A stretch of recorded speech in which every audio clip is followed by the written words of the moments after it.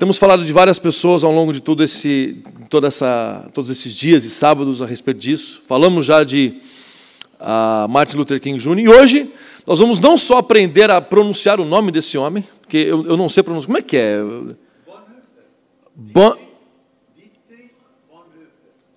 Entendeu? Nós vamos falar sobre esse homem, Dietrich Bonhoeffer. Senhoras e senhores, Martin Weingartner. Recebam com uma salva de palmas, por favor. Martin, fique à vontade, Deus abençoe. A casa é sua. Boa noite. É um prazer estar com vocês aí.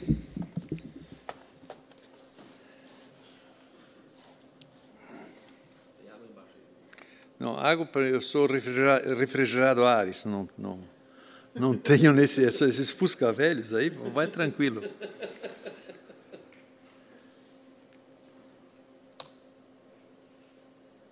Assim, funcionou.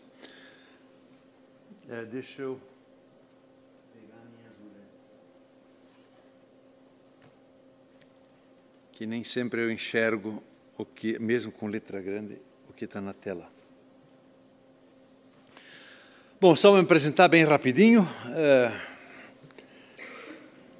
Eu sou pastor na Igreja Luterana já há 46 anos. E fui por 18 anos pastor em 2 cidadezinhas no interior catarinense. E há 27 anos já estou aqui em Curitiba lecionando na Faculdade de Teologia, na FATEV aqui. E andando por aí, né, geralmente para temas que nem esse. No ano passado, os batistas no Prado também tinham uma série assim, de cristãos do século XX e me desafiaram para esse tema e então eu circulo um pouquinho por aí, né? Então, sou casado, 5 filhos, para minha geração um dinossauro, porque dos meus colegas de faculdade ninguém chegou a isso. O Valdir Steinagel chegou perto, ele tem 4, né? Tem 4 filhos, mas o resto da nossa turma ficou em 2 e por aí, né? Hoje tem inveja que eu tenho 9 netos, né? Então, isso é o problema deles.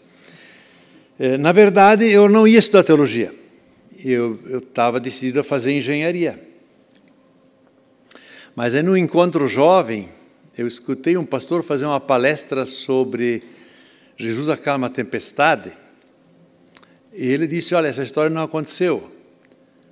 Isso é só uma imagem figurada, uma linguagem, uma comparação, uma linguagem figurada, porque as ondas, a inércia das ondas não param com uma palavra e o vento também não. Era talvez um pouquinho mais do que vocês estão aqui hoje, uns 40 jovens. E todo mundo, uau, finalmente um pastor que entende um pouquinho de física. E lá nos fundos tinha uma moça que disse, pastor, o senhor está errado. Todo mundo riu. Aí o pastor perguntou para ela, e que prova você tem? E ela respondeu, a prova que eu tenho é que Deus me tirou da tempestade. O pessoal riu mais ainda. Eu pensei, né, eu tenho uma vocação por minorias, e se ela estiver certa? Eu sabia, se eu fosse estudar engenharia, eu não ia descobrir se ela estava certa ou não. Aí eu fui estudar num seminário liberal, que também não acreditava nisso, mas a gente pode estudar na contramão, né? Isso é a minha marca. E realmente a grande descoberta para mim foi que realmente a lógica da Bíblia é uma lógica que não nega as nossas lógicas, mas que conhece uma dimensão que está por detrás das nossas lógicas. Se você quiser uma comparação compreensível, imagina um cubo. O que nós vemos da realidade é um lado do cubo. Nós vemos a altura e a largura, mas não a profundidade. E a profundidade toca em todos os pontos desse plano, que é as coordenadas do tempo e do espaço. Então, a eternidade de Deus encosta no tempo e no espaço pelos fundos. E Quer dizer, como é que Deus gerou fé? Irrompendo na realidade do tempo e do espaço. A função do milagre na Bíblia é de gerar admiração. Pegam só um exemplo, Moisés. O cara estava cansado de ver combustão espontânea de arbustos no deserto. Isso não é coisa tão rara assim. O danado daquele arbusto não queimava. E ele foi ver lá. Qual foi a admiração de Pedro que fez ele pensar alguma coisa de Jesus? Jesus disse, vai ao largo e pesque. Pô, rapaz, pesquei a noite toda, não peguei nada. Mas eu vou te mostrar que tu é um boca mole. Eu vou lançar a rede, porque com esse sol batendo, a tarrafa não pega nada. E o cara pega mais peixe do que quando ele chega de volta e diz, vai embora porque eu não presto. Então a função do milagre na Bíblia é de chamar a atenção para uma dimensão que a gente senão não percebe. Por isso o milagre está no começo da caminhada de fé, ele produz admiração. No final da caminhada de fé está a cruz, está o sofrimento. Pedro morreu crucificado de cabeça para baixo. Paulo decapitado. Não é? Então, e essa dimensão, isso me fez estudar teologia e acabou me marcando na vida. Né? E mesmo que eu tenha sido pastor no interior, eu sempre fui um bicho que andou um pouco fora das regras. Né? Em alguns lugares, na igreja luterana, se eles querem mostrar, alguém pergunta como parece o diabo, eles mostram minha foto, né? Porque eu acho que cada denominação tem suas ovelhas negras, né? Porque não andam na trilha já desgastada.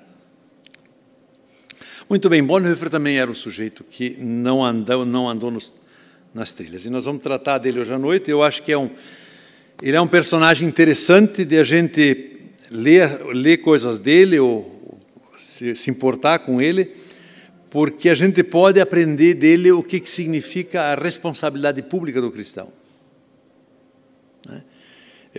Ele não chegou a ter 39 anos de idade, quer dizer, o ministério dele praticamente se estendeu aí por uma década apenas. A maioria dos livros que nós temos dele, ele não chegou a ver a versão final, não é?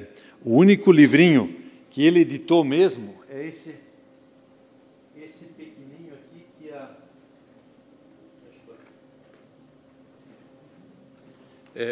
isso aqui é uma edição mais antiga, mas é da editora Esperanças, Orando com os Salmos, que é uma breve introdução de como orar com os Salmos.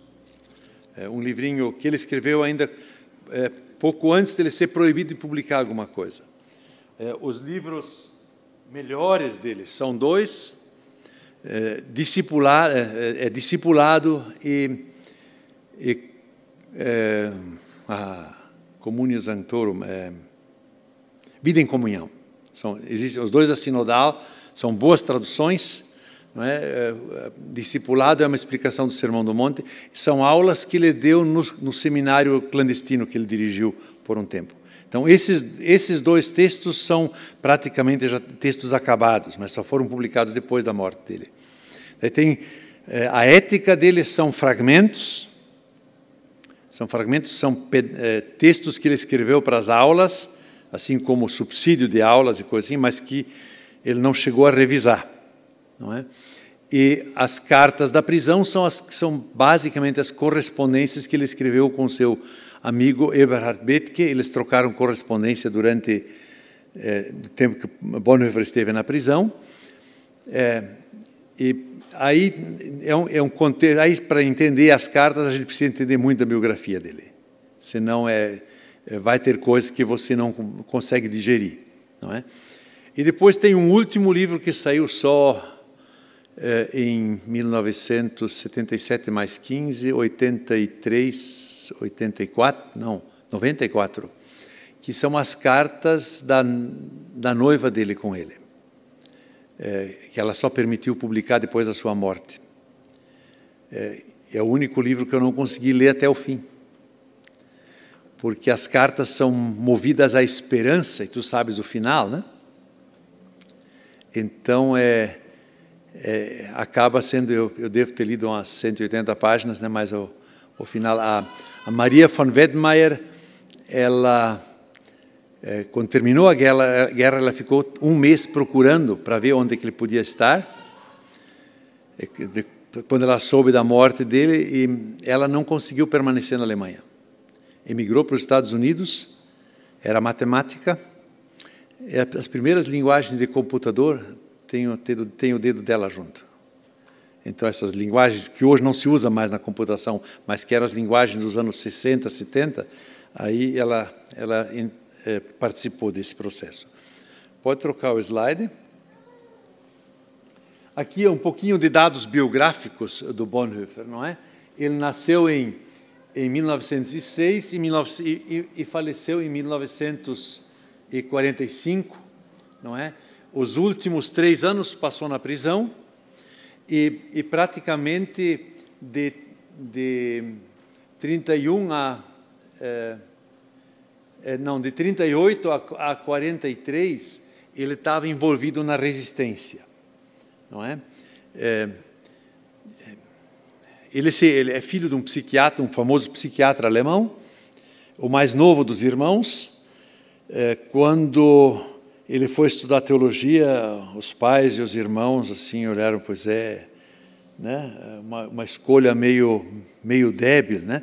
O irmão era físico, trabalhava com Einstein na Universidade de Leipzig, e foi o físico que confundiu a pesquisa alemã da bomba atômica. Ele percebeu para onde ia levar a pesquisa dele, ele direcionou seus doutorandos para o rumo errado. Foi para a forca por causa disso depois também, porque fazia parte do complô contra Hitler, né? Então, todo mundo achava que Bonhoeffer ia passar a vida assim num pequeno povoado, né? Uma vida pacata no interior, sendo pastor, como o irmão da mãe dele. A mãe era uma mulher temente a Deus. Eles se criaram ouvindo histórias bíblicas e cantando um coral a cada janta. Então, isso era a marca pessoal deles. Quando Hitler tomou posse, no justo horário em que Hitler estava tomando posse, Bonhoeffer estava fazendo uma palestra numa rádio. E dessa palestra eu vou citar uma frase. Ele disse assim: se o Führer não se ater aos limites de sua função, agora eu cito, então a figura do Führer derrapará para a de um sedutor. Em alemão, Führer e sedutor são Führer e Verführer. É um jogo de palavras, né? Então, se ele não se manter a sua função de líder, ele vai se tornar um sedutor que age criminosamente contra os seus liderados e contra si mesmo, um Führer e um cargo que se endeusam a si mesmos, debocham de Deus. Quando o presidente da Alemanha, Hindenburg, assinou o termo de posse de Hitler, essa rádio saiu do ar. Quer dizer, na sua posse, Hitler já sabia quem era Bonhoeffer. Isso foi em 1933. Bonhoeffer tinha 28 anos. Era livre docente na Universidade de Berlim. Então, você percebe que a percepção de quem era Hitler, Bonhoeffer já tinha com toda clareza lá no começo. Não é? E é uma percepção que a gente pode dizer é correta, mesmo que a grande maioria das pessoas não o percebiam. O próximo slide. Para entender o cenário no qual Bonhoeffer viveu, nós precisamos retroceder uns 300 anos. Por que isso? Porque lá em 1600 e uns quebrados, houve a Guerra dos 30 Anos. E a Guerra dos 30 Anos foi entre católicos e evangélicos, entre presbiterianos e luteranos, uma confusão sem tamanho. Durou 30 anos, custou a vida de 30 milhões de pessoas. E no fim desse conflito interreligioso, porque na verdade ninguém conseguia se imaginar um país sendo governado tendo duas igrejas diferentes, duas denominações diferentes dentro dela. Ninguém conseguia se imaginar isso. Então todo mundo tentava forçar a barra para unificar, né? Isso começou já na Reforma, porque até a Reforma o Sacro Império Alemão era católico, todo ele, não é? A briga aí era entre o imperador e o Papa, mas não internamente. Com a divisão das igrejas reformadas, aí tinha os luteranos, o pessoal que seguia Hus, os reformados, os católicos e os anglicanos, não é? Claro que os anglicanos não tiveram diretamente envolvidos na guerra, mas isso mexeu no mapa da Europa sempre de novo. Então, na Paz de Westfália, eles chegaram a um termo: quem governa decide a religião. Cuius regio eius religio. Significa, o príncipe era católico, todo mundo tinha que ser católico. Quem não quisesse ser, podia emigrar, mas sem levar nada junto. Não é? Então, tem lugares na Alemanha que, na questão de um século, mudaram 5 vezes de religião. Por quê? Morria um príncipe ou um conde que não tinha filhos, e um sobrinho herdava, e o sobrinho era de outra denominação, mudava, não é? Então, a cultura que se gerou em toda a Europa, em relação à fé cristã, era de que o governante era o cabeça da religião, o que continua acontecendo até hoje na Inglaterra. Próximo slide. Aqui você pode ver um mapa, né, nesse listrado aqui você percebe o vai e vem, não é?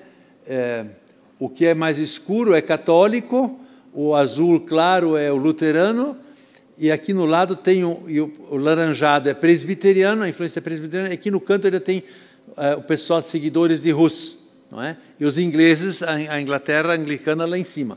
Então, é essa mudança, mas a marca comum de todos era: quem governa decide a religião, não é?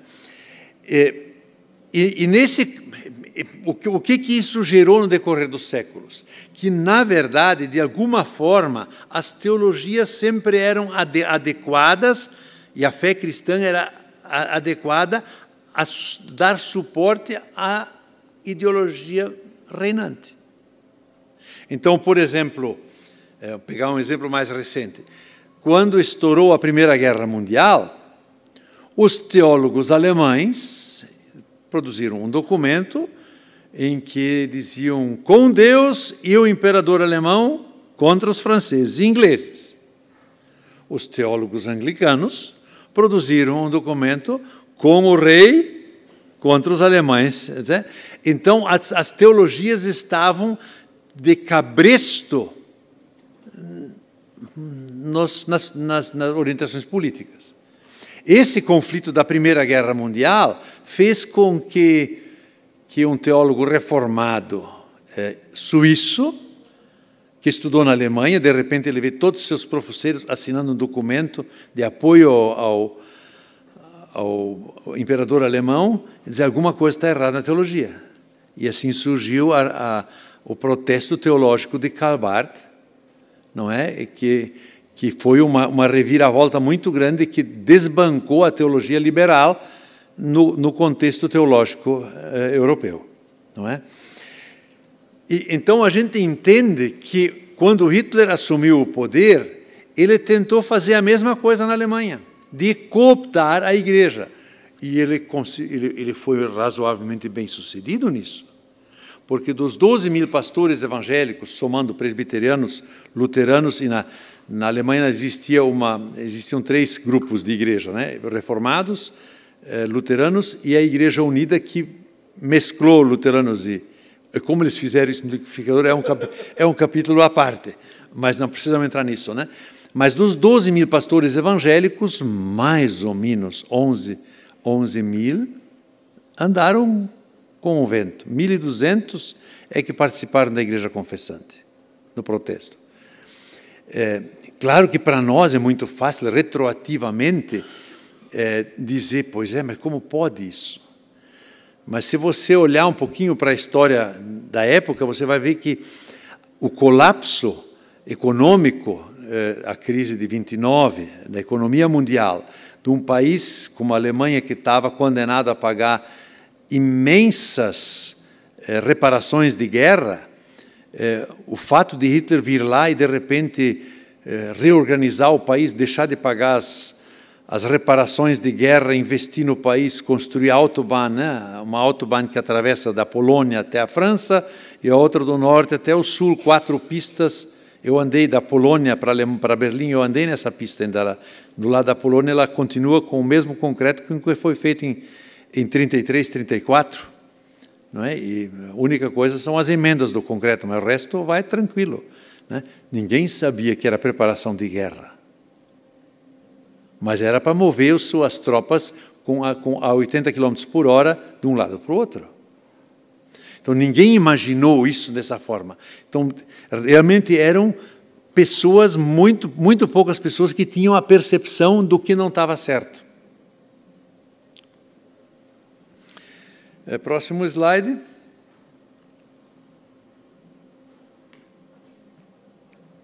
Então, o nazismo tenta cooptar a igreja evangélica, a igreja católica, ela fez um acordo muito cedo com Hitler.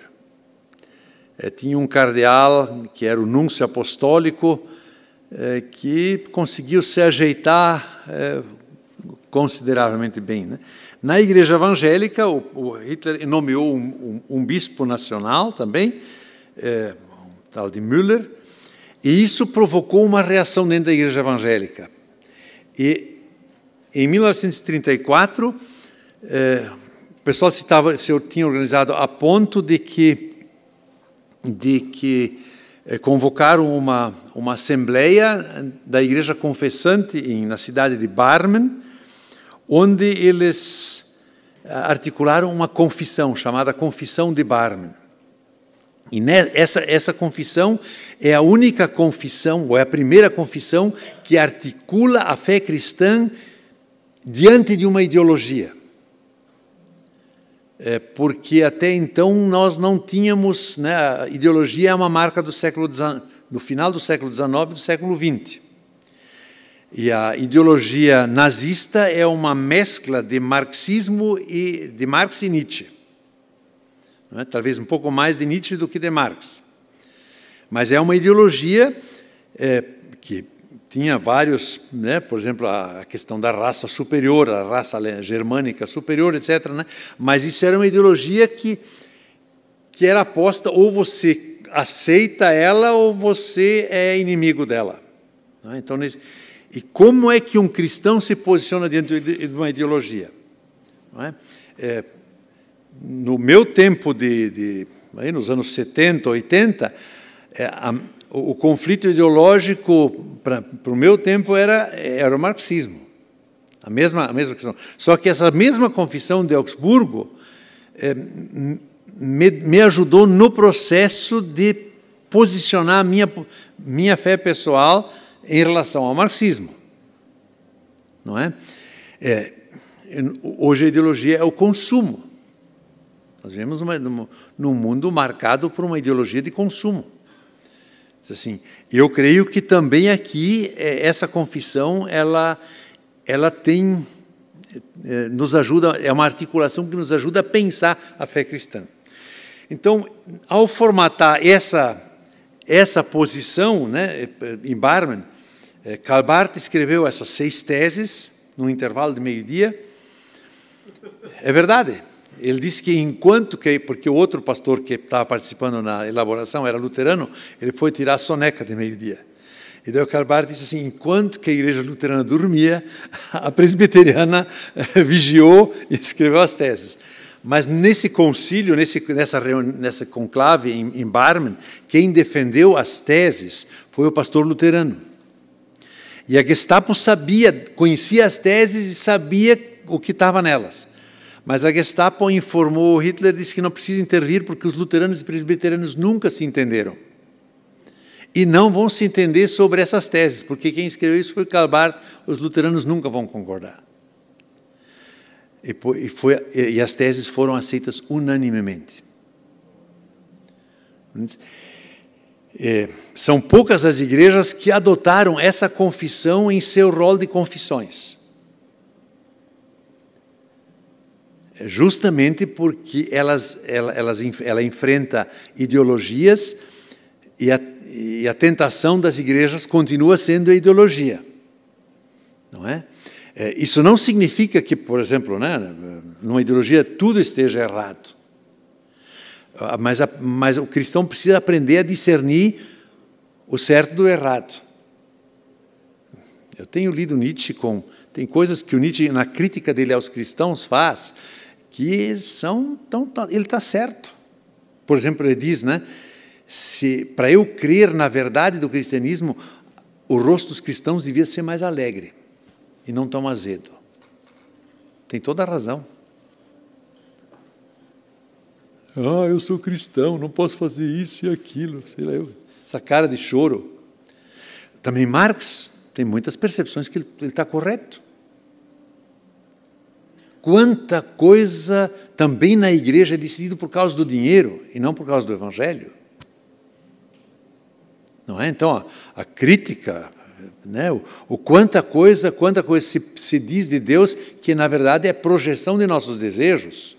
Feuerbach disse. Então, não é isso que está em jogo. Está em jogo quando uma ideologia quer tomar o comando e decidir o que é verdade no Evangelho ou não. Então, uma pergunta é se a gente, a partir do Evangelho, lê um contexto cultural, uma cosmovisão, uma ideologia, ou se essa cosmovisão, essa ideologia, nos diz como nós temos que ler a Bíblia. Não é? Nós, aqui no Brasil, nos últimos anos, presenciamos isso um pouquinho na teologia de libertação. Não é? Se você pegar essa Bíblia católica, chamada Bíblia Popular, é uma excelente tradução. Quase que melhor do que nossa linguagem de hoje.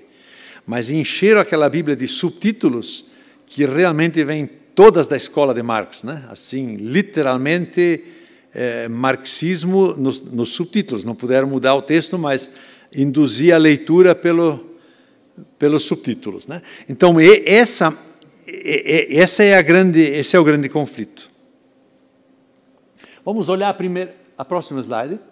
Alguém lê para mim a primeira parte que está em vermelho. Eu não enxergo daqui até lá. Jesus Cristo, tal qual é testemunhado na Sagrada Escritura, é a única palavra de Deus, que devemos ouvir, na qual devemos confiar e a qual devemos obedecer na vida e na morte. É a primeira afirmação positiva da tese, agora a afirmação negativa. Condenamos a falsa doutrina de que a Igreja possa e deva reconhecer como fonte de sua proclamação, além ou ao lado dessa palavra única de Deus, ainda outros acontecimentos, poderes, personagens e verdades como revelação de Deus. Mal Hitler tinha tomado posse, uma das primeiras leis que eles fizeram era que todo funcionário público tinha que jurar obediência irrestrita a Hitler.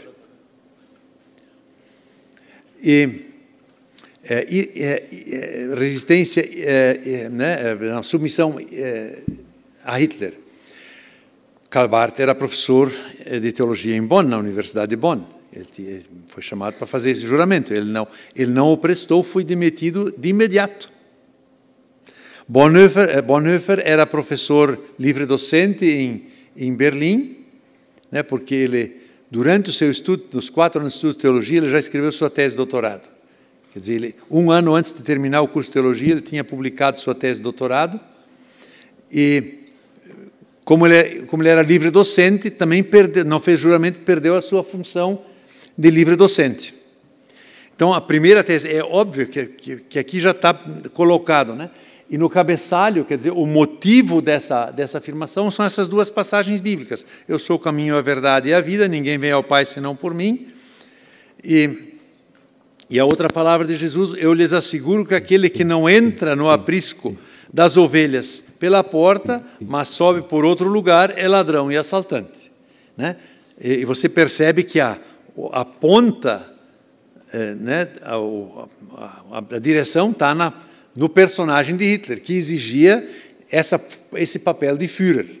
Né? Führer, em alemão, é uma palavra mais forte do que líder. É aquele que se arrogava o direito de dizer, eu decido por onde vai o caminho. Então, o Heil Hitler, a salvação vem de Hitler. Isso era coisa que perpassou toda a Alemanha. E feito com um marketing extraordinário, né? As escolas de marketing, as faculdades de marketing, muitas vezes não dizem isso abertamente, mas muita coisa que se aprende hoje nas faculdades de marketing, sua origem está tudo num nome só, Goebbels, que era o marqueteiro de Hitler, né? Que era genial e que produziu isso. A segunda tese, o próximo slide.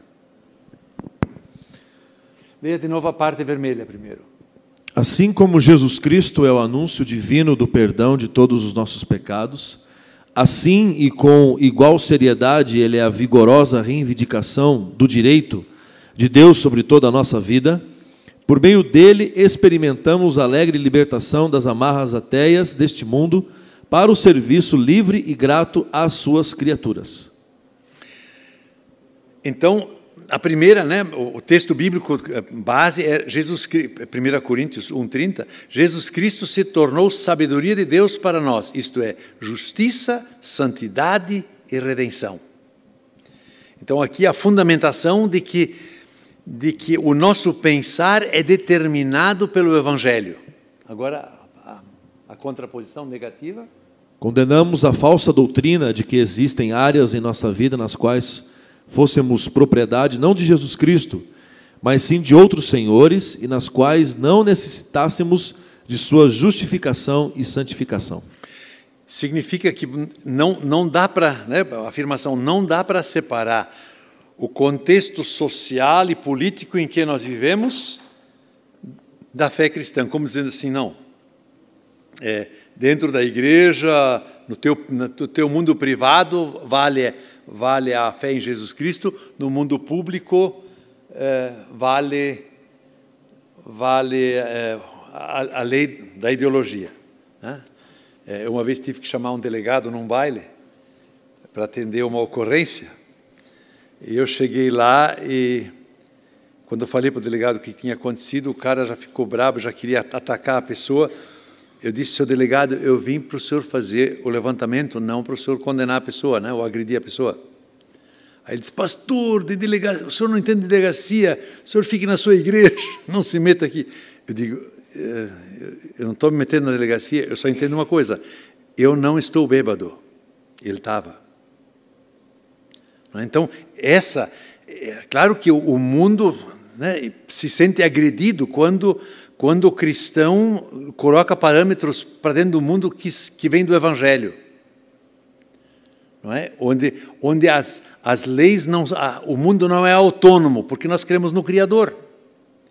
Se Deus é Criador do mundo todo, então, realmente, Ele tem algo a dizer para esse contexto.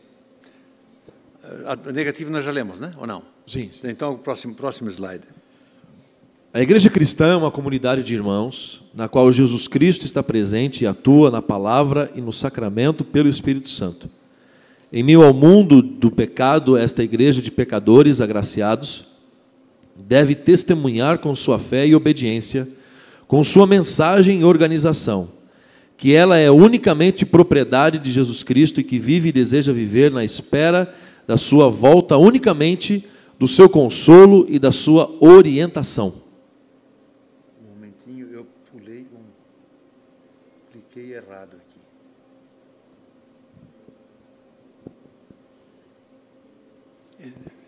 Diz o número da tese lá em cima? Efésios 3, Efésios 4. Ah, sim, já achei. Tá.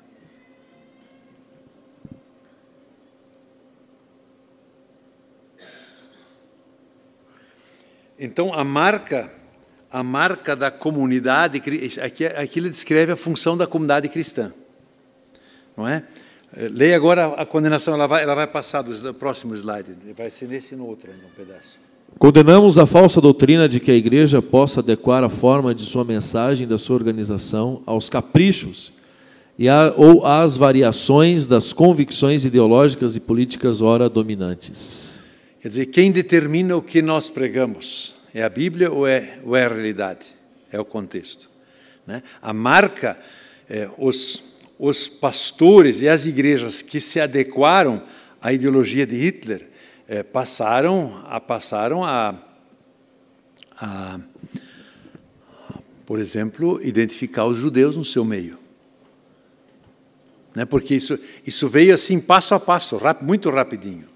Então, de repente, as igrejas, por exemplo, né, não se pregava mais sobre o Antigo Testamento, porque isso é judaísmo.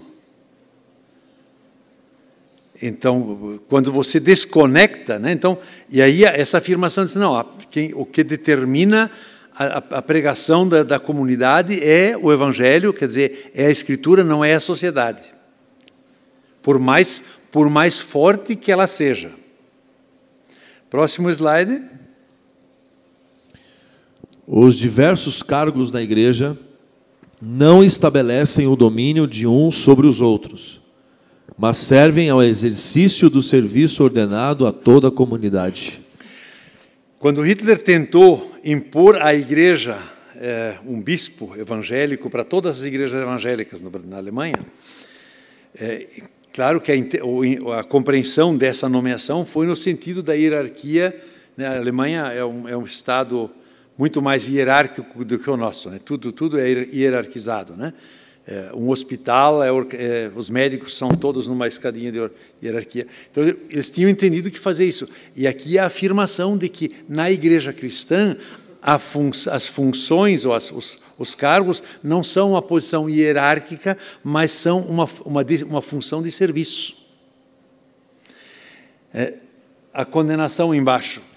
Condenamos a falsa doutrina de que na igreja, à margem desse serviço, pudessem existir ou ser impostos líderes investidos do direito de dominá-la. Isso.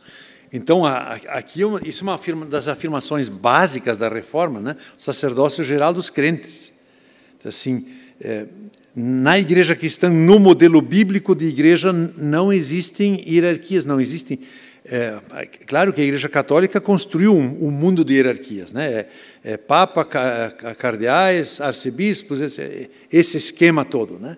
Mas isso para as igrejas evangélicas nunca valeu. Talvez Calvino e Lutero eram mais radicais do que seus herdeiros, porque, né, querendo ou não, as igrejas, no decorrer do século sempre novo, desenvolvem hierarquias, né? Um dos motivos de divisão de igreja, geralmente, são conflitos de hierarquia, né? Se a gente pegar a história da Igreja de Ré.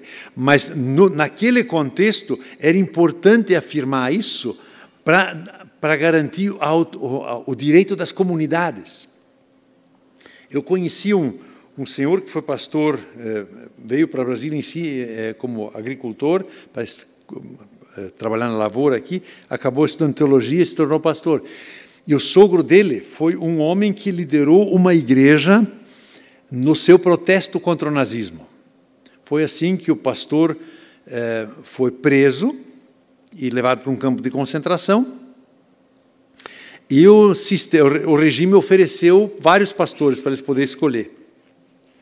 Mas eram tudo pastores alinhados com o regime nazista. Então, eles ouviam o pastor pregar e tinham que votar depois se ele era para ser o pastor ou não. E esse senhor tinha 12 filhos, família grande, e era o primeiro a votar. Ele chegava na frente para pôr o voto na urna assim, essa pregação não foi bíblica. Punha o voto na urna e, em castigo, essa igreja ficou 4 anos sem pastor. Mas sobreviveu na sua resistência. E é justamente essa tese aqui defende essa posição, que as igrejas confessantes dizendo assim, a autoridade na igreja não existe alguém que tenha autoridade maior ou não, é a igreja que decide. Não é? Então, isso é um preceito fundamental da reforma. A próxima tese. A Escritura nos diz que, segundo a providência divina, o Estado tem a tarefa de zelar pelo direito e pela paz, ameaçando e reconhecendo e recorrendo ao uso da força no mundo ainda não remido, no qual também a Igreja se encontra na medida da compreensão e da capacidade humanas. A Igreja reconhece com gratidão e respeito a Deus pelo bem desta sua incumbência. Ela aponta para o reino de Deus, para o mandamento de Deus e a sua justiça. E com isto, para a responsabilidade de governantes e governados. Ela confia e obedece, movida pela palavra da qual Deus sustenta todas as coisas. Basicamente, isso aqui é uma transcrição de Romanos 13. Não é? O Estado tem a função de castigar o mal e elogiar o bem. Não é? E a confissão diz, olha, nesse sentido a Igreja deixa o Estado exercer sua função, porque compreende que o Estado tem essa função, por parte de Deus. Agora, a afirmação negativa está no próximo slide. Condenamos a falsa doutrina de que, além desta incumbência específica, o Estado possa pretender ser a ordem única e total da vida humana, assumindo também a incumbência da Igreja. Condenamos a falsa doutrina de que a Igreja, indo além de sua incumbência específica, possa assumir características, tarefas e dignidade do Estado, tornando-se ela própria órgão do Estado. Isso. Então, aqui você percebe, uma das marcas de um governo ideológico é que ele tenta encampar e impedir qualquer discordância dele. Não é? Então, o nazismo fez isso com as igrejas que não se alinharam com ela. Na China, você percebe isso hoje porque o drama da China não são as igrejas que eles autorizaram, porque essas estão alinhadas. São as igrejas de casas, que muitas vezes não são pequenas, né? Tem igrejas de lares aí que reúnem 4.000 pessoas. Né? Onde eles estão derrubando igrejas, impedindo que não pode mais ter o símbolo da cruz na parte externa do prédio, né? Então, por quê? Porque o regime quer colocar todo mundo em todos os aspectos de sua vida de uma forma. E aí, quando o Estado faz isso, ele ultrapassa o seu limite. E agora, ainda a última tese, depois nós podemos tirar algumas conclusões disso. A tarefa da Igreja, que fundamenta sua liberdade, consiste em anunciar no lugar de Cristo e, portanto, a serviço da própria palavra e obra dele, a mensagem da graça livre de Deus a todo o povo, através de pregação e sacramentos. Pode ler o negativo logo junto. Condenamos a falsa doutrina de que a Igreja, em vaidade humana, pudesse colocar a palavra e a obra do Senhor a serviço de quaisquer desejos, finalidades e planos escolhidos arbitrariamente.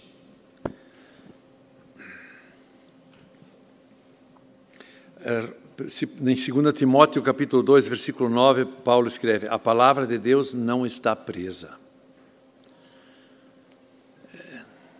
O critério da igreja cristã, o critério dos cristãos é a palavra de Deus. Por isso ela é que nos orienta e conduz. E a igreja confessante insistiu nesse ponto. O próximo slide. Essa confissão de Barmen, ela nos dá 3 diretrizes elementares para a caminhada como cristãos no mundo. Eu penso que, mesmo que nós vivamos num contexto diferente, numa sociedade diferente, em tempos diferentes, mas acho que tem coisas que nós podemos aprender com essa confissão de Barmen. Bonhoeffer disse uma vez numa palestra: quem conscientemente, naquela época na Alemanha, quem conscientemente se afastar da confissão de Barmen, afasta-se da salvação. Era um conflito realmente muito forte. Vamos ver esses 3 aspectos. O primeiro, a fé em Jesus não faz distinção entre etnia, sexo e classes. Bonhoeffer disse que quem não tomar partido pelos judeus não deveria cantar louvores a Deus. Isso ele disse praticamente quando surgiu o primeiro decreto que os judeus deviam de usar uma estrela amarela como identificação de que eles eram judeus, e que todo comércio pertencente a judeus fosse identificado com a mesma estrela, não é? Então, Bonhoeffer ele insistiu a dizer, por que isso? Porque a fé cristã não faz distinção. Diz assim, por dois motivos. Um motivo é porque quem crê no Criador não pode negar que todo ser humano é criatura de Deus. Por mais depravada que seja, ela continua criatura amada por Deus. E o segundo critério diz que Jesus morreu por todos. De modo que esses dois alicerces fazem com que isso é a marca da nossa existência. E no contexto da época dele, a questão era a etnia, né? Você tinha que provar que você era, para você provar que você era geneticamente puro, você tinha que provar que você não tinha uma avó que fosse judia. Né? Eu fui tutor de uma senhora aqui em Curitiba, já falecida há 17 anos, mas que na sua juventude pertenceu à elite das mulheres escolhidas como raça pura, né? Assim, pedigree puro, né? Muito sofrida, casou um pouquinho antes da guerra, se tornou vítima de estupro de soldados russos no fim da guerra e coisa assim. Mas quando eu dissolvi a casa dela, quando ela faleceu, eu achei um diploma, né? Um diploma bonitinho, assim, né? Mulher germânica raça pura, né? Pedigree. Então, certamente pôde provar aí que não tinha judeu umas 5, 6 gerações anteriores. Aí. Então, nessa fobia de distinguir as pessoas por raça, não é? A fé cristã diz, não é por aí, não tem por onde. Então, isso se repete em outros contextos sempre. De novo, na África, essa questão da etnia é muito forte. Né? Os conflitos na África, basicamente, são todos baseados em conflitos de etnia. Né? Um país que nem a Etiópia, que tem 80 etnias, como é que você mantém uma unidade nacional num processo desse? Isso nós não conseguimos entender porque nós somos uma mistura, essa mistura brasileira, esse amálgamo de raças brasileiro foi muito sofrido no começo da história do Brasil, né? Né? Quem lê Gilberto Freire sabe que foi assim. Mas nós hoje temos um convívio que não distingue. Não é problema você... A nossa discriminação é muito mais pela classe social do que pela raça. Não é? Mas sempre há outras situações. Então, seja discriminação por sexo, ou por classe social, ou por etnia. Então, é uma das marcas. Bonhoeffer, no seu tempo, enfrentou um aspecto dessa marca. Né? Então, a palavra bíblica é clara nesse né? Gálatas 3:28, não há judeu, nem grego, nem escravo, nem livre, nem homem, nem mulher, todos são um em Cristo. Então, essa marca é fundamental para a fé cristã. O próximo slide. Então, essas duas passagens né, como fundamentação bíblica. Podemos passar ao próximo slide. A fé gera responsabilidade pública. A igreja está incondicionalmente comprometida com as vítimas de qualquer sistema político, também quando elas não pertencem à comunidade cristã. O empenho pelos judeus, né, ouvia que bom, eles não são da nossa comunidade, não pertencem ao nosso grupo, então nós não temos responsabilidade por eles. E o Bonhoeffer, no seu empenho pelos judeus, ele insistiu nesse ponto.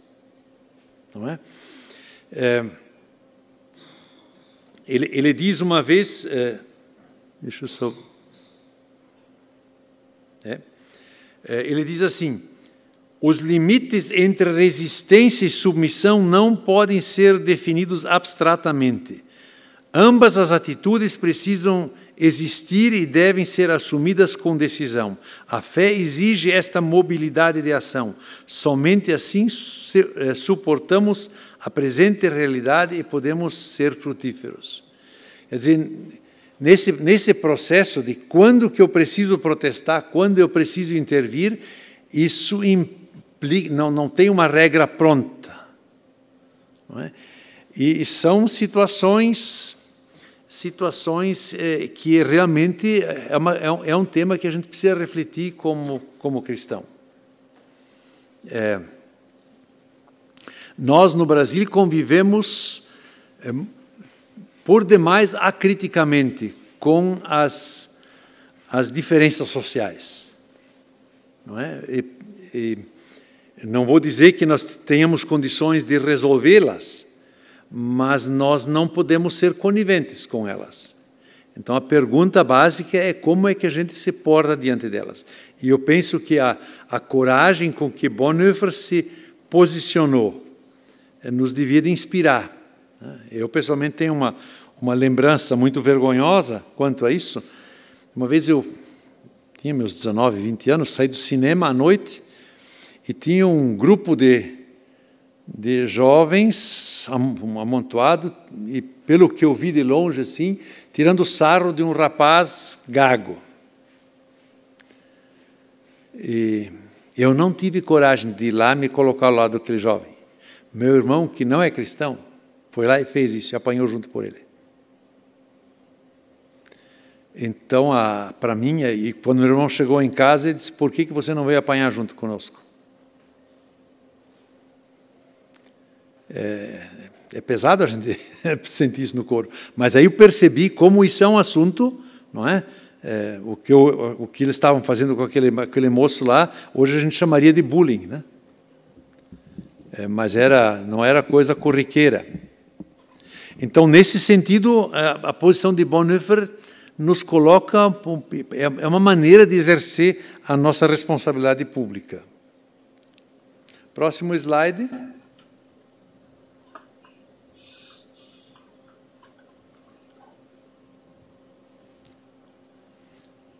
A fé e a vida cristã numa sociedade secularizada. Aqui embaixo, Bonhoeffer pode nos ajudar a mentorear as vivências da fé numa sociedade sem religião. Deixa eu só ver se eu acho essa citação aqui. Não, deve vir depois. Deve vir uma citação no próximo slide, deixa eu ver.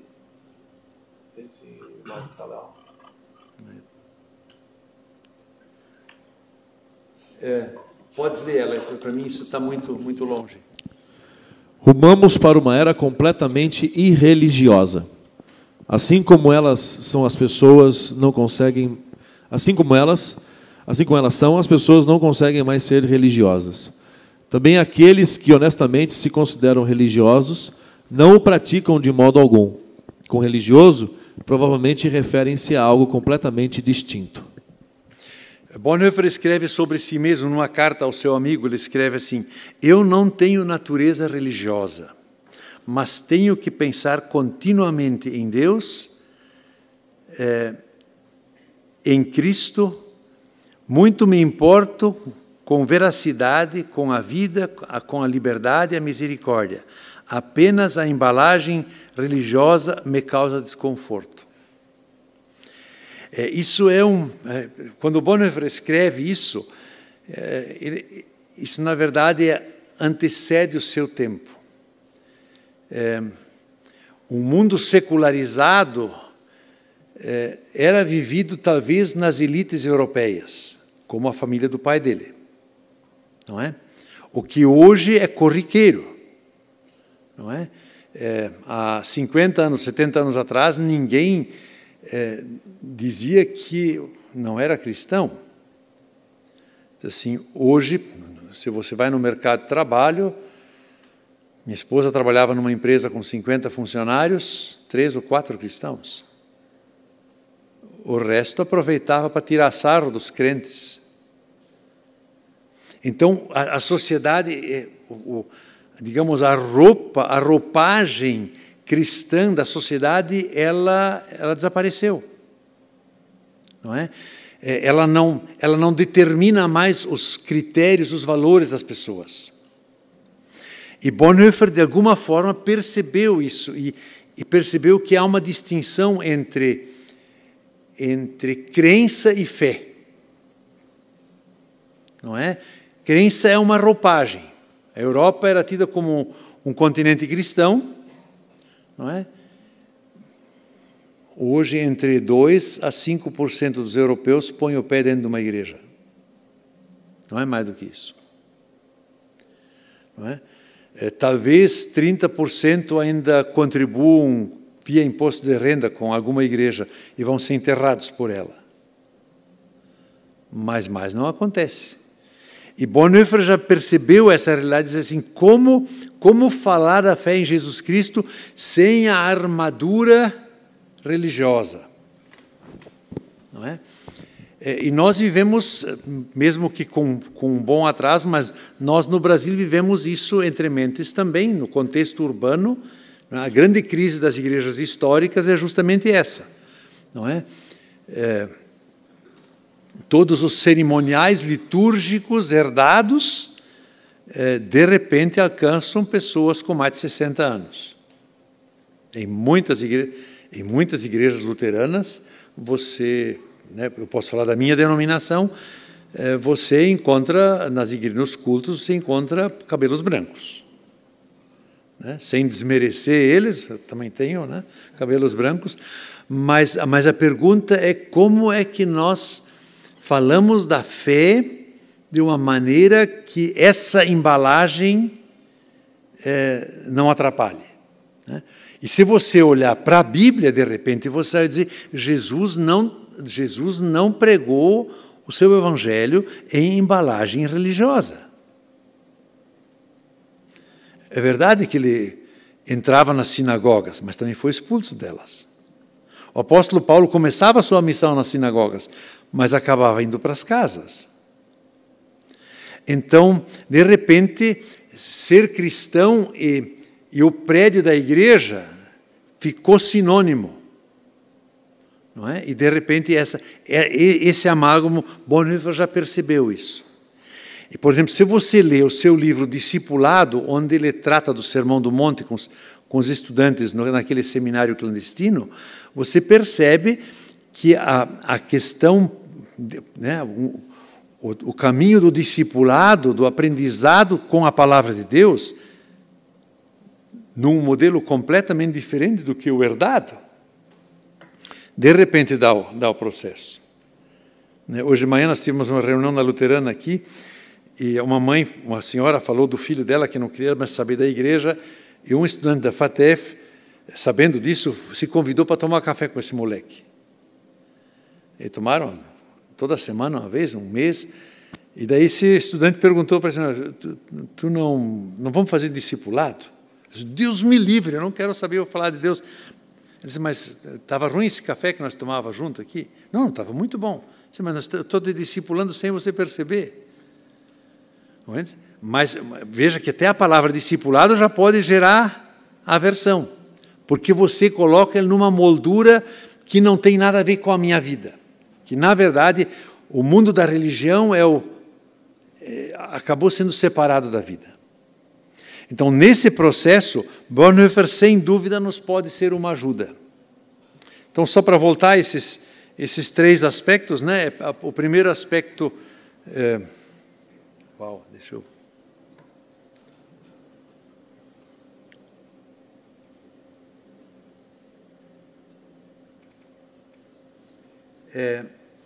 A fé cristã nos ajuda a não fazer distinção entre classes, etnia e sexualidade. Depois, a fé cristã nos desafia para assumir uma responsabilidade pública. E esse último aspecto, a fé cristã nos desafia a viver, e Bonhoeffer nos ajuda a viver a fé cristã num mundo secularizado, né, que não é marcado pelas rotinas eclesiásticas que nós construímos no tempo. É claro que isso é uma das coisas difíceis de mexer, né? Porque eu era pastor de uma igreja luterana que tinha uma florescente escola dominical, 1.200 pessoas todo domingo indo para a escola dominical. Né? Isso, na igreja luterana, era única, uma coisa única. Mas eu perguntei uma vez para o pessoal da igreja, para o pessoal dos líderes da escola dominical, quantas pessoas nós não alcançamos com esse trabalho. Pessoas que eram filiadas à igreja. E nós descobrimos que, o pessoal teve que confirmar, nós alcançamos 25% da igreja com a escola dominical e 75% nós não alcançamos com isso. Não é? Quando a gente começa a perguntar dessa forma, de repente a gente tem que dizer, nós temos que descobrir outros caminhos. Não é? O fato de as pessoas se locomoverem para a igreja, isso ficou cada vez mais complexo. Quanto maior, né? Antigamente, domingo de manhã, escola dominical, domingo à noite, o culto. Faça uma locomoção dessas em São Paulo todo dia, todo domingo. Né? E o mesmo em Curitiba, né? Se você não morar perto da igreja.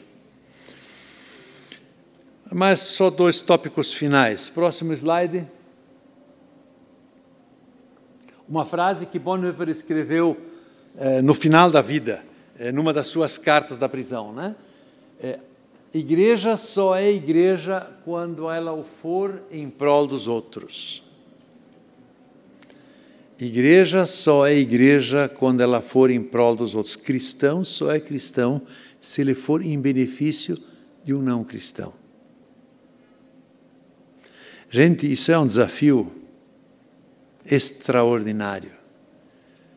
Que nós não podemos andar pela vida como se o mundo girasse à nossa volta. Não, nós somos chamados para uma tarefa. Essa frase do Bonhoeffer ficou muito famosa, é muito citada, mas é pouco levada a sério, porque ela é provocadora demais.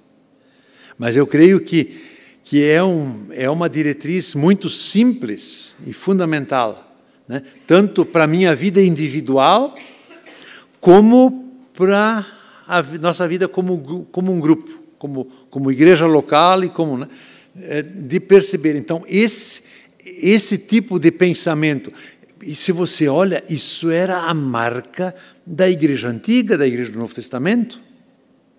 Se você olhar a biografia de Paulo, você pode pegar diversos episódios. Tanto Paulo lançado numa prisão, dá um terremoto. Eu me imagino que o diretor da prisão era italiano, né?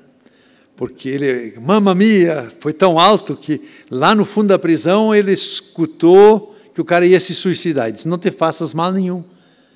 Putz, o cara quer dizer, Paulo tinha sido torturado, foi aparafusado no tronco pelo cara, e Paulo não está preocupado consigo. Ele está preocupado com o diretor da prisão.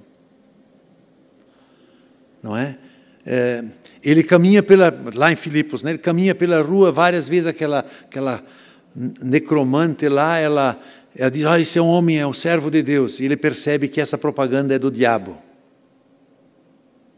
Ele se importa em expulsar o demônio dessa mulher, e com isso ele infringe a lei romana, porque a lei romana dizia que um judeu podia crer só num Deus, mas não podia dizer de público que os outros não fossem.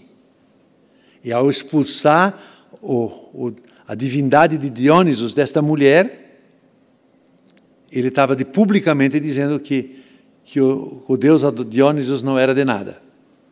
É por isso que foi torturado. né? Então, essa percepção de que a minha função é o outro, é o benefício do outro, nos faz andar pela vida com outros olhos. Eu acho que tem mais um slide ainda ou não? Tem sim, né? Só o episódio final da vida, né? Bonhoeffer se envolveu na resistência que tentou o atentado de 20 de julho de 44. Bonhoeffer já estava preso um ano antes. Quer dizer, qual era a função dele dentro desse grupo que tentou o atentado? Ele era o confessor deles. Vários deles, entre eles, por exemplo, o admiral Canaris, vieram conversar com ele como é que o almirante Canaris era o chefe da marinha alemã. Como é que eu, como cristão, posso... O que eu devo fazer na posição que eu exerço em relação a um homem louco que governa o país? E na sua ética, Bonhoeffer reflete justamente essas questões. Ele por exemplo, diz, né, que se um maluco invade a faixa de pedestres com seu carro e você é policial e tem uma arma, você deve matar o maluco para poupar as pessoas inocentes.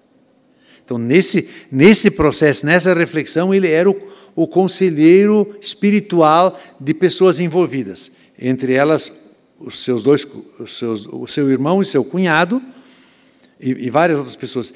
E a Marinha requisitou ele, porque ele tinha contatos internacionais, requisitou ele para ele ser trabalhar dentro do serviço secreto da Marinha. Era a função oficial dele. É verdade que ele foi uma vez para a Suécia, que era neutra na guerra, e lá ele conversou com o bispo, o líder da Igreja Luterana, explicando para ele as tentativas de fazer um atentado, para que, quando ele acontecesse, o bispo da Suécia pudesse dizer para a Inglaterra, para o bispo de Westminster, que isso estava em trâmite. O Bonhoeffer também conhecia o arcebispo de Westminster. Então, essa conexão, né, foi a função dele. De alguma forma, a Gestapo descobriu isso, que Bonhoeffer tinha algum envolvimento, tentaram processar ele, mas quando estava toda a documentação do processo montado, um bombardeio destruiu aquele fórum, e a Gestapo ficou sem as suas provas, não é? E até o fim da guerra, Bonhoeffer esteve preso numa prisão militar em Tegel, em Berlim, que era um prédio, não tinha subterrâneo. Então, quando Berlim foi bombardeado, os guardas se escondiam na cela do Bonhoeffer, porque eles diziam, ele é o único cara que não perde a calma aqui. Não é? E bem no fim da guerra, uns 15 dias antes do fim da guerra, Hitler exigiu que Bonhoeffer fosse transportado para um campo de concentração no sul da Alemanha, Flossenburg, que estava mais longe das tropas aliadas, e mandou executar Bonhoeffer lá. Então, Bonhoeffer foi lá, e as duas frases que ele cita nesse contexto, tu lês para mim mais uma vez essas duas frases? Carta da prisão, em 22/12 de 1943. Preciso ter a certeza de estar nas mãos de Deus e não na de homens. E a segunda carta? Deus nos guia amigavelmente por esses tempos, mas antes de tudo, nos guie para junto de si. Então, Bonhoeffer não se considerava um homem justo, que não tivesse do que se arrepender. Não é? Ele sabia que o envolvimento dele tinha dimensões também, né, de risco, de responsabilidade. E ele quando fizeram um processo muito rápido contra ele, formal, né, naquele campo de concentração, acho que meia hora a condenação estava feita, e foi enforcado no dia seguinte. Quando ele foi levado para a forca, ele estava na cela dirigindo um estudo bíblico para os demais presos, e tinha um oficial inglês que sobreviveu. Para ele, Bonhoeffer deu um livro de um autor, um livro de latim, em latim, que ele tinha, de um autor de Plutarco, que ele tinha consigo, onde ele tinha feito anotações dentro de, pediu para ele levar isso consigo e se ele pudesse entregar para a família. E para esse oficial ele disse, é o fim, para mim é o começo. Os alemães sempre foram muito organizados também nas execuções, sempre tinha um médico presente. Esse médico que estava presente não sabia quem estava sendo enforcado, mas ele anotou nas suas observações que ele assistiu muitos condenados morrerem, nunca viu alguém morrer tão serenamente. Que Bonhoeffer subiu na forca, o Carrasco perguntou qual é o seu último desejo, pediu para ajoelhar, fez uma breve oração, depois levantou e disse para o Carrasco, faze o que tens que fazer. Então, nesse sentido, um testemunho de fé coerente, sem arrogar para si alguma justiça por obras, né? Sabia que era dependendo da graça. Existem, eu não sei que editora, mas existem biografias dele em português, não é? Mas mais do que as biografias, eu penso que, por exemplo, para um pequeno grupo, se quiser sentar junto e estudar o discipulado, vai ser uma leitura muito proveitosa, não é? Se alguém tiver perguntas, posso responder ainda.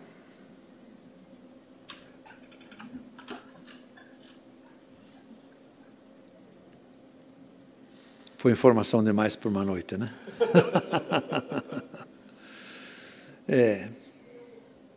Sim? Estou apaixonada pela história. Sempre fui muito apaixonada pela história de Dietrich e para mim é uma oportunidade única estar aqui ouvindo assim, de mais profundidade. E eu penso que a gente tem, quando a gente olha para essa história toda e vê contexto da situação do nosso país, eu sou de 64, então eu peguei o final de ditadura, eu peguei muitas coisas, né? Então eu faço muito essa comparação do posicionamento que ele teve, não tão longe de nós, porque a Segunda Guerra terminou muito perto da gente entrar numa ditadura, nesse processo todo. E assim, ele sempre me inspirou nesse sentido, desse posicionamento. Sim. Então, acompanhando tudo isso e voltando agora para o que nós estamos vivendo hoje, eu fico pensando o quanto nós teríamos que olhar para tudo isso, para ver qual realmente a posição que nós teríamos que pensar, né? Eu penso que uma das coisas importantes que a gente pode aprender nesse processo é de não abrir mão de nossa autonomia como cristãos, né? Porque naquele tempo, como nós vivemos hoje, né, é um partidarismo tremendo, certo? Eu participei de um evento, um retiro de homens aí em Mafra, e tinha um estudante de teologia que foi militante do PT. Então eles fizeram perguntas opostas para nós. Para eles perguntaram se um cristão podia votar em Bolsonaro e para mim eles perguntaram se um cristão podia votar no PT, no Lula, não é? Um cristão pode ter uma opção partidária. Ele pode estar num partido, ele não pode ser de um partido. Só a língua portuguesa nos permite fazer essa diferença. O inglês não sabe fazer, o alemão também não. Estar significa eu estou num contexto, mas ele não determina a minha essência. Não é? Eu vou dizer uma coisa bem escandalosa, que luteranos ficam... Eu estou luterano, eu sou cristão. Eu espero que vocês estejam presbiterianos e sejam cristãos. Qual é a diferença? O estar define um espaço em qual eu estou. Nele eu posso cooperar nesse contexto desde que não fira o meu ser. Né? Então, por exemplo, num contexto como era o governo do PT, que tinha uma tendência socialista, mais socialista, então, assim, tem muitas coisas. Eu não vou discordar do Fome Zero, dos programas sociais que já existiam antes, que foram unificados, ou por decisões que vão nessa direção. São coisas justas e certas e boas. Agora, eu fui diretor de uma faculdade de teologia, acompanhei de perto o enquadramento ideológico que o MEC, inclusive, faz para as faculdades. Onde, de repente, você tem que ter temas transversais que são determinados por Brasília. Não é? Tudo bem, eu posso, mas eu vou tratar desses temas transversais à luz dos meus critérios. Não é? Então, hoje nós vivemos num contexto mais de livre iniciativa, mercado. Tem sua razão de ser, porque o colapso econômico que nós vivemos, né, peguem só a nossa Volvo aqui, em 2013 produziu 36 mil caminhões, em 2018, 17, 6 mil caminhões. Então agora em 10 mil, 11 mil caminhões, 12 mil caminhões. Assim, o tombo foi enorme para levar o país para o patamar. Então a questão, né, nesse processo de equilíbrio. Então hoje a tendência é outra, de repente a gente tem que dizer, então a função do cristão é de não abrir mão do seu direito de pensar, e nosso pensar não é a partir dos critérios de um ou outro lado, mas é a partir da Escritura, e a partir dos critérios básicos da Isso vai fazer com que a gente apanhe sempre dos dois lados, invariavelmente. Eu fui fichado pelo DOPS, por causa de uma revista de juventude que editei em 1968, 68, 69, 70. Não é? Então, né? E para mim o pior, o DOPS não foi o pior. A direção da igreja me suspendeu muito antes. A censura da igreja era pior do que a da polícia. Não é?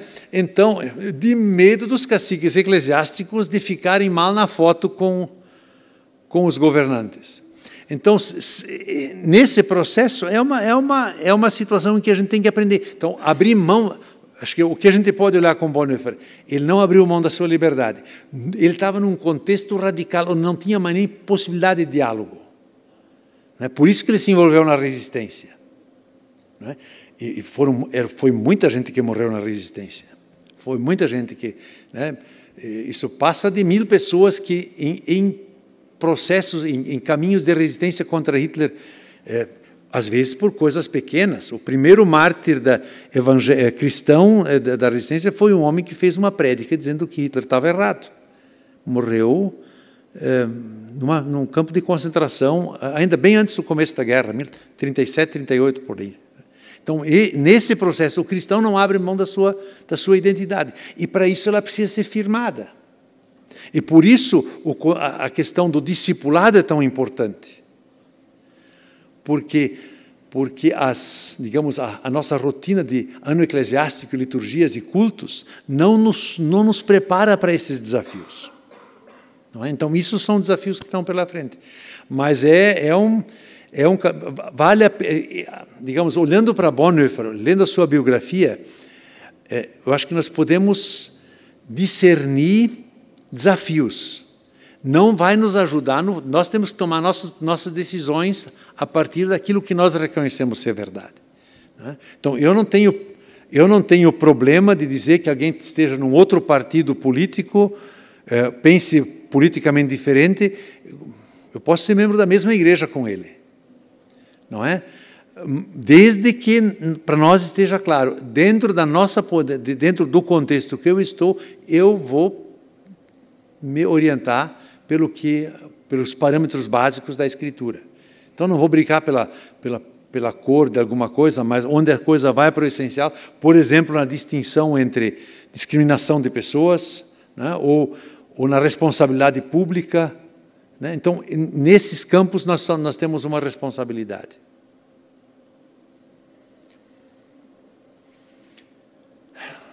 Muito obrigado pela atenção de vocês.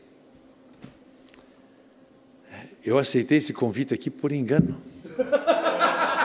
Não por causa de vocês, é que eu não anotei na agenda que nós temos um jantar de família hoje à noite. E quando a minha mulher descobriu, era tarde.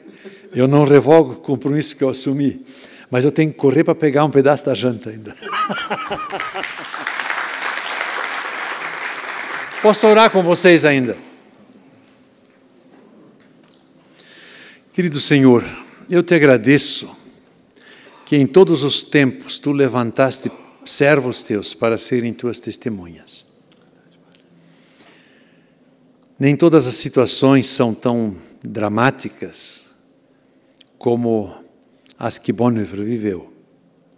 Mas em todas as situações, tu requeres dos teus filhos e tuas filhas fidelidade a ti.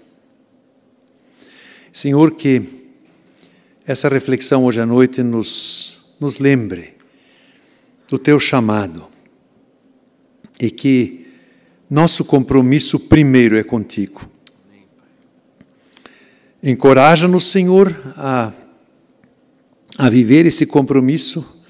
Assiste-nos com teu Espírito Santo para tanto e conceda que nós possamos compreender a nossa vida pessoal como a nossa vida como igreja, como dedicado para os que são de fora, a fim de que teu nome seja glorificado neste mundo. Em nome de Jesus, amém. Amém, amém, amém. Pode ir, Martim. Pode ir, né? Já pode ir. Tá bom, eu pego o Uber lá.